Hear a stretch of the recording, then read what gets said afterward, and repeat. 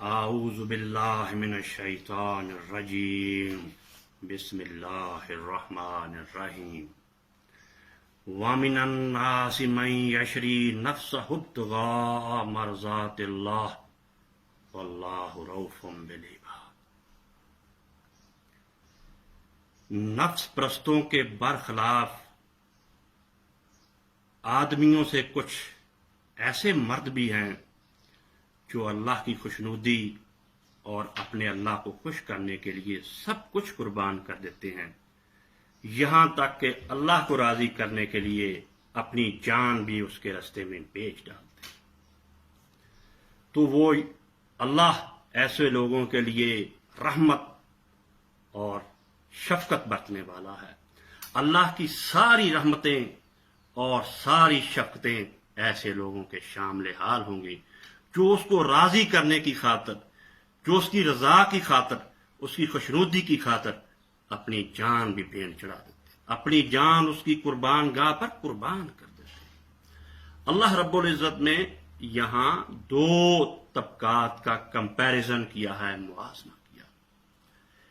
ایک طبقہ نفس پرستوں کا ہے، منافقوں کا ہے، جو نفسانی خواہشات کی تکمیل کے لیے اللہ کی کسی مرضی، اللہ کے کسی قانون کی پرواہ نہیں کرتے، وہ صرف اپنے نفس کی پیروی کرتے ہیں، ان کا نفس ان کا خدا ہے۔ وہ اگر اللہ اللہ بھی کرتے ہیں تو بہار کے دنوں میں کرتے ہیں، فائدہ دیکھ کر کرتے ہیں، نفع دیکھ کر کرتے ہیں، مگر جو ہی انہوں نے دیکھا کہ یہ نقصان ہوگا، ایمان کو ایک طرف رکھ دیا۔ بہار کے دنوں میں تو اللہ اللہ کرتے ہیں، جو ہی دیکھا کہ خزاں کے سائے ہماری طرف بڑھ رہے ہیں یا بڑھنے شروع ہو گئے ہیں، انہوں نے ایمان کو ایک طرف رکھا اور نفس پرستی شروع کر دی۔ اس کے برعکس اللہ تعالیٰ نے ان مردوں کا ذکر کیا ہے جن کا وتیرہ یہ ہے، بہار ہو کے خزاں لا الہ الا اللہ۔ ان کی لا الہ الا اللہ ہواؤں کا رخ دیکھنے کی وجہ سے نہیں ہوتی، ان کی لا الہ الا اللہ روشنیوں میں نہیں ہوتی، ان کی لا الہ صرف اور صرف بہار کے نظاروں میں نہیں ہوتی، بلکہ بقول حکیم الامت اقبال، بہار ہو کے خزاں لا الہ الا اللہ۔ تو اپنے ایمان کو تازہ رکھنے کے لیے ہم رسول اللہ کے پروانوں میں سے ایک پروانے، رسول اللہ کے جانساروں میں سے ایک جانسار، رسول اللہ کے فداکاروں میں سے ایک فداکار حضرت سیدنا خبیب الانصاری البدری کی شہادت کا ذکر کریں گے کہ وہ کیسے اپنی جان کا نذرانہ اللہ کی درگاہ میں پیش کر رہے ہیں، اللہ کی خوشنودی کے لیے کیسے تن من دھن کی بازی لگا رہے ہیں، اللہ کی رضا کی خاطر کیسے خون سے وضو کر رہے ہیں، اللہ کی رضا کی خاطر کیسے ہنستے ہوئے موت کی طرف بھاگے چلے جا رہے ہیں۔ تو عزیزو، ایسے ہوا کہ جنگ بدر کے بعد آپ صلی اللہ علیہ وسلم نے کچھ صحابہ کو بھیجا کہ جاؤ اور قریش مکہ کی خبر لو، مخبری کرو، ان کے معاملات دیکھو کیا وہ کیا کر رہے ہیں، کیونکہ ان کو بہت بڑی شکست ہوئی تھی۔ آپ نے دیکھا کہ وہ بیٹھنے والے نہیں ہیں، چنانچہ 10 صحابہ گئے، ان کا ذکر بعد میں ہوگا، آج کی صحبت میں صرف اور صرف حضرت خبیب رضی اللہ تعالیٰ عنہ کا تذکرہ۔ حضرت خبیب رضی اللہ تعالیٰ عنہ گرفتار ہو گئے، گرفتاری کے بعد ان کو مکے میں بیچ دیا گیا، رسول اللہ کے پروانے کی نیلامی ہوئی مکے میں، اور ایک قریشی خاندان نے ان کو بیچ لیا، خرید لیا، کیونکہ یہ حرام مہینے تھے، حرام مہینوں کا قریش مکہ بھی احترام کرتے تھے۔ حضرت خبیب رضی اللہ تعالیٰ عنہ گرفتار ہے، قریشیوں کے مشرکوں کے قید خانے میں رہے۔ وہاں ایک دن ایسا بھی آیا، اور جسے بخاری نے نقل کیا ہے، کہ ایک عورت حضرت خبیب کی طرف گئی اور وہ یہ دیکھ کر ششدر رہ گئی کہ حضرت خبیب جو ہے وہ اپنی جھولی کی طرف سر جھکائے ہوئے تھے، اور ان کی جھولی میں ان کے سر کے برابر انگوروں کا گچھا تھا جس کو وہ سر جھکائے توڑ توڑ کر کھا رہے۔ اس نے چیخو پکار کی، بخاری نے نقل کیا اس کو، کہ میں نے دیکھا ہے کہ خبیب جو ہے انگوروں کا ایک خوشہ ان کے دامن میں، اور وہ سر جھکائے کھائے جا رہے ہیں، حالانکہ وہ کہتی ہیں پورے مکے میں کسی بھی دکاندار کے پاس انگور نہیں تھا۔ یہ اللہ کا معجزہ ہے، یہ اللہ کا وہ رزق ہے جو اللہ نے خصوصی طور پر جنت کے باغوں میں سے حضرت سیدنا خبیب کے لیے بھیجا، وہی ذکر کہ جو میری خوشنودی کے لیے، میری رضامندی کے لیے اپنی زندگی گزارتے ہیں، میری ساری رحمتیں ان کے لیے، میری ساری برکتیں ان کے لیے، میری ساری شفقتیں ان کے لیے ہیں، میرے باغات ان کے لیے ہیں، میری نہریں ان کے لیے ہیں، میری ہوائیں ان کے لیے ہیں، میری فضائیں ان کے لیے۔ تو ہم شہادت کی طرف بڑھتے ہیں۔ جب قریشیوں نے یہ طے کر لیا کہ حضرت خبیب کو تنیم کے بعد پھانسی پہ لٹکانا ہے، تو پورے شہر میں منا دی، پورے شہر میں اعلان ہوا کہ پورے شہر کے مرد، پورے شہر کی عورتیں، پورے شہر کے بچے اکٹھے ہو جاؤ، اعلان ہو رہا ہے کہ رسول اللہ کے پروانے کو پھانسی چڑھانا، اور رسول اللہ کے عاشق کو آج پھانسی دی جانی ہے۔ سارا شہر امڑایا، سارا شہر امڑایا۔ جب حضرت خبیب رضی اللہ تعالیٰ کو بخاری لکھتے ہیں، ابن اسیر لکھتے ہیں کہ ان مشرکوں نے آپ کی توہین کرنے کی خاطر آپ کے گلے میں سنگلی ڈال دی، سنگلی ڈال کر آپ کو کھینچ رہے ہیں، کوئی آپ کو دھکے دے رہا ہے، کوئی آپ کو جاپڑ دے رہا ہے، کوئی آپ کی کمر پر دھول جما رہا ہے۔ جب یہ کیفیت طاری ہوئی تو رسول اللہ کے عاشق گھبرائے نہیں، رسول اللہ کے پروانے گھبرائے نہیں۔ یہ شور، یہ ہنگامہ، بیا جانا تماشا کن کے در انبوہ جاں بازاں، پسد سامانے رسوائی سرے بازار می رقصد۔ حضرت خبیب رضی اللہ تعالیٰ عنہ گھبرانے کی بجائے ان پر وجد کی تفیت تاری، وہ خوشی سے وہ بھی جھومنے لگے۔ جب لوگ مارتے تھے، مار سے گھبراہٹ کا شکار ہونے کی وجہ سے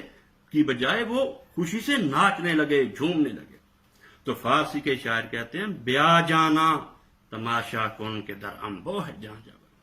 بسد سامان رسوائی سرے بازار می رقص۔ اے دلبر جانی، ذرا آ کے دیکھ تو صحیح، تیرے پیار کرنے والے، تیرے عاشق کو لوگوں نے کیسے نرغے میں لے رکھا ہے، لوگوں نے کیسے نرغے میں لے رکھا ہے، مگر یہ سوچ کر کہ میری یہ رسوائی تیری وجہ سے ہے، میں یہ سوچے جا رہا ہوں اور خوشی سے ناچے جا رہا ہوں۔ ایک ہنگامہ ہے، ایک شور ہے، ایک ولولہ ہے وہاں کہ آج خبیب کو پھانسی دی جائے۔ بجرم عشق تو ہم می کشن دو غوغائے سب، تو نیز برسرے بام آ کے خوش تماش۔ اے میرے محبوب، دیکھ لوگ دنیا دار، نفس پرست اس وجہ سے مجھے تیری گلی میں گھسیٹ رہے ہیں، کھینچ رہے ہیں، مار رہے ہیں کہ میں تم سے محبت کر رہا ہوں۔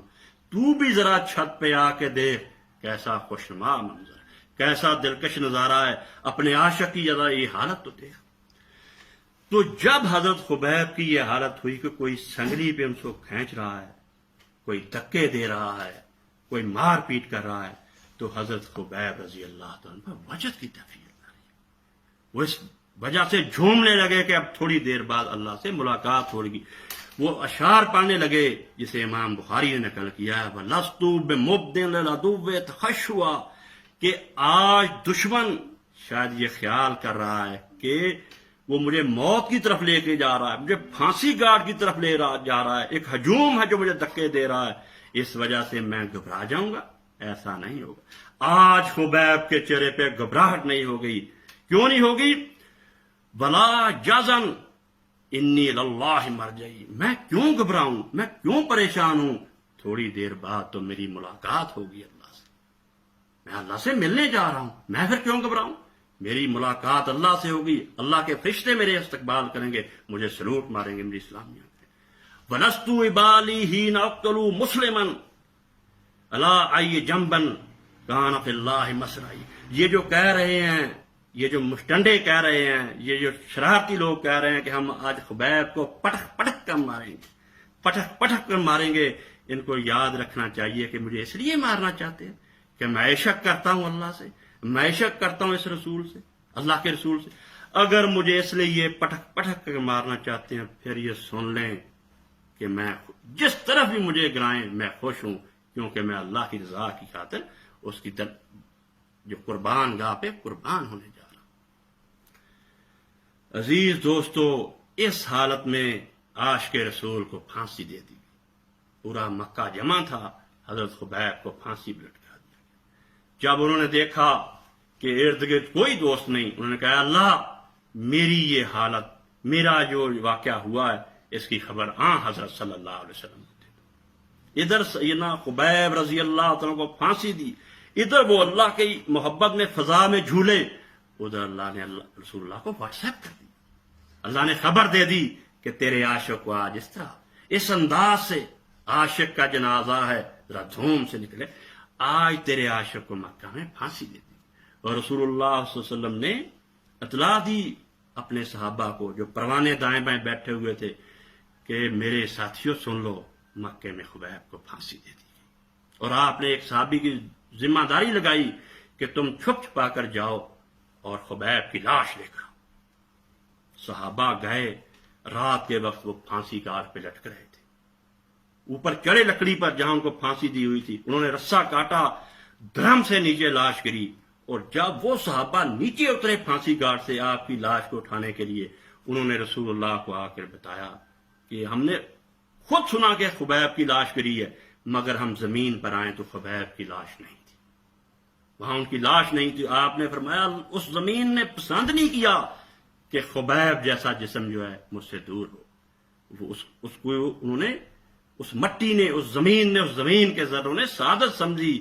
کہ یہ ہمارے اندر سما ہے. زمین نے اللہ کے حکم سے سما دیا. رتبہ شہید کا گر جان جائیے، قربان ہونے والے کے قربان جائے. میرے دوستو، یہ تھے رسول اللہ کے صحاب، یہ تھے رسول اللہ کے پروانے، یہ تھے رسول اللہ کے عاشق جو مال، جو جان، جو تن من دھن کی بازی لگا دیا کرتے، جو یہ نہیں دیکھتے تھے کہ بہار کے نظارے ہیں، بہار کی رنگینیاں ہیں، قوس و قزح کی رنگینیاں ہیں تو اللہ ذرہ بھی اپنے فائدوں کو ٹھیس لگنے لگی ہے، شہرت کو ٹھیس لگنے لگی ہے، اولاد کے